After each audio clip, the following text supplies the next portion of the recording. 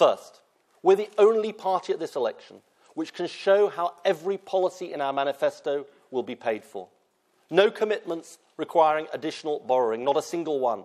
This is the first lot.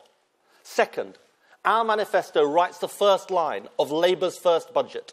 This budget cuts the deficit every year.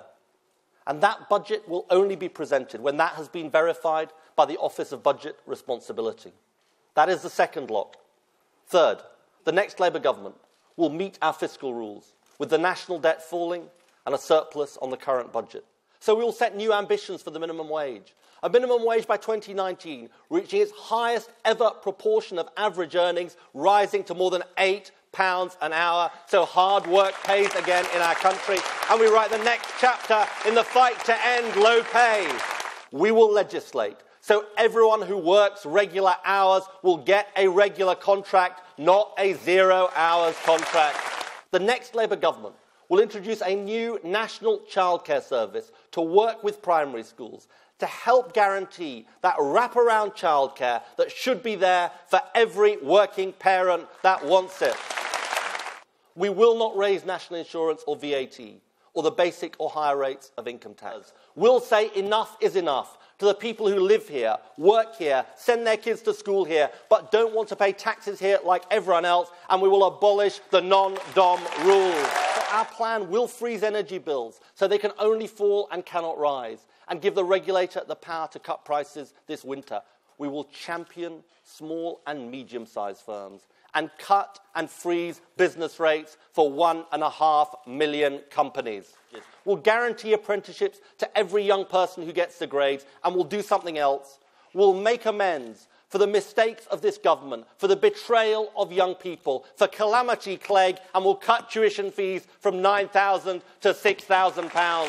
That's why it's right to ask those who can to pay a little bit more. With a crackdown on tax avoidance, a levy on the tobacco companies, and a mansion tax on the most expensive properties worth over £2 million.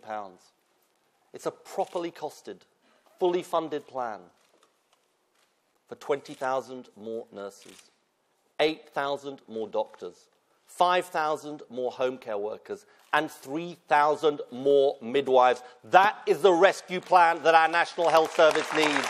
We'll call time on David Cameron's privatisation of the NHS, with a cap on private profits in our health service. And we will do something else. We will abolish, we will repeal their terrible Health and Social Care Act and put the right values back at the heart of our National Health Service. Those who come to our shores from abroad should make their contribution to our country before they claim benefits. People should learn English if they work directly with the public in our public services. And we must never allow the wages of working people to be driven down by the gangmasters, the rogue employers, and those who avoid paying the minimum wage, because this Labour Party will always fight exploitation wherever we find it.